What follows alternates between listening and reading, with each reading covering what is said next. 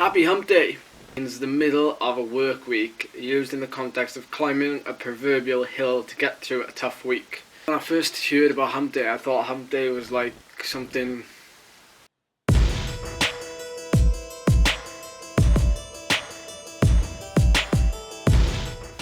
Welcome back. I haven't given you your fix since the weekend. As far as this week's gone, Monday and Tuesday I had pretty much rest days, really easy days. So today was my first day back training, so I've just come in now and we did 4 5-minute VO2 max efforts, 2 on a flat and 2 on a hill. And they went... I decided to make a little video today on your support. Your support has been brilliant on our first weekend of racing in the UK. I didn't expect to get, a lot of messages or people saying, good luck, have a good race, smash it. I even got people on Strava, which I've seen, like, my followers have gone up on Strava by like 60 or 70. So I'm guessing most of that is you guys. You sent me messages on Twitter, private messages on Twitter. You even did it on my Facebook, my official Facebook page. So it was really cool. I'm really, really humbled to have your support because, we have like a fairly big network here at home where I live. But when I have your support, it feels like wherever I go racing, you're there. If that makes sense. So like, this weekend now we have the Jock Wadley Memorial.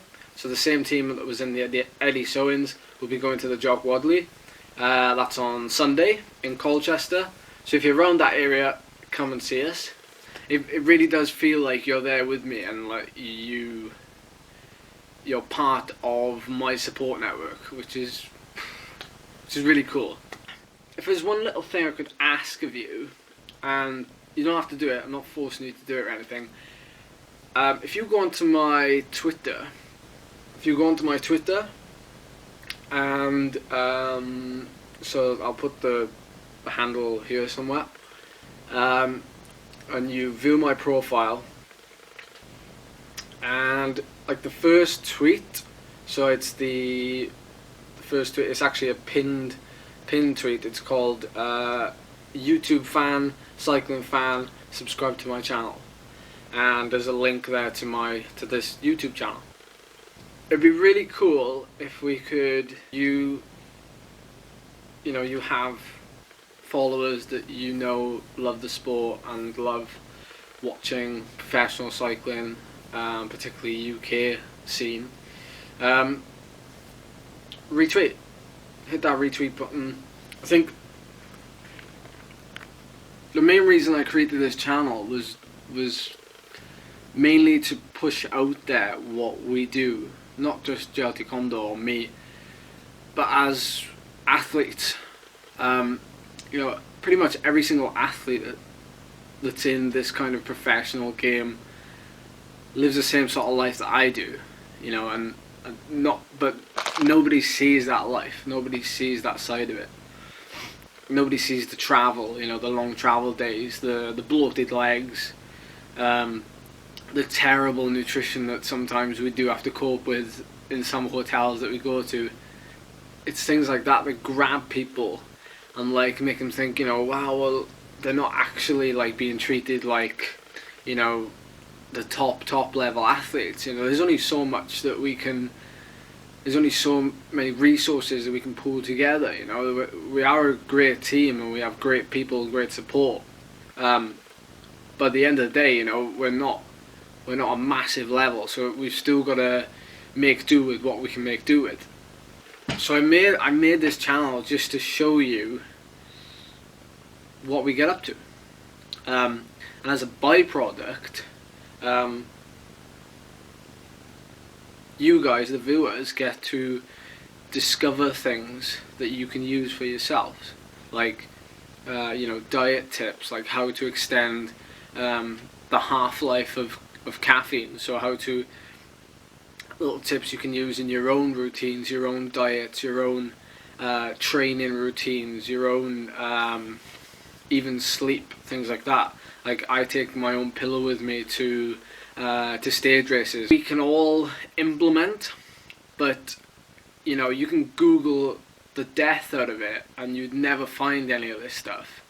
You know, and that's what I hate. I hate the fact that we live in the 21st century with internet. Google doesn't know everything, and a lot of people won't tell you a lot of this stuff. But I feel like we should all know it, because we're all trying to be better, and we're all trying to enjoy our cycling more. You know, that goes for me, that goes for you. By the way, if you want to stop watching this video right now and like kindly log into your Twitter, you can do that. The rest of this video is basically talking about Kuurne-Brussels-Kuurne and Paris-Nice, which is on at the minute, just for you to know if you want to come back, or maybe you don't. Those of you who watch like the top level pro races, you know that it's the one-day classics right now. So they started like last weekend with Omloop, with KBK, and Strade Bianche's just happened last weekend. By the way, did you see what was it? Was it the Sportif? I don't know when it was, the day before. All was like so wet, and so, well, a lot of you would know that the parkour for that race is like mainly like dust roads and like, you know, stones everywhere, things like that. And it was just, I'm trying to get a photo, but there was like this absolute carnage mud bath, and it looked so fun. And yet the pros then raced the next day or whenever it was, and it was bone dry, or kind of dry, and it looked like so much less fun. Paris-Nice so far been dominated by the sprinters. They've got a time trial today. It's 14.5k. Be really interesting to see how fast those guys you know, can travel over such a short course. But it was great yesterday watching Paris-Nice stage 3. Spoiler alert: Sam Bennett won the stage. Irish lad who rides for Bora.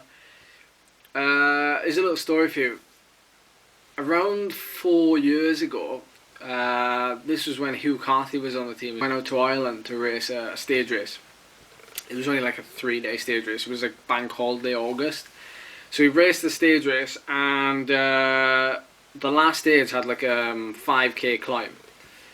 And like, we were all riding for Hugh. Hugh's the climber. He's obviously a climber now, riding for Cannondale Dratback. Guess who was in the L jersey? Sam Bennett. And at the time, I think he was riding for the Ampos Chain Reaction Irish squad. So we threw like everything at him on that last climb, that last 5k climb on the last stage, and he just did not crack at all. In fact, I think he might have even come second on that hilltop finish. Obviously, it's like nothing compared to what he's facing now, you know, 5k climb. But you look where Hugh Carthy is now, and you know, Hugh obviously had the potential then, and Bennett also had the potential then, beating the likes of Alexander Kristoff, John Degenkolb, Marcel Kittel, Michael Matthews, Anna de Bar, Andre Greipel. Those are literally from 2nd to 7th, and Sam Bennett won the stage.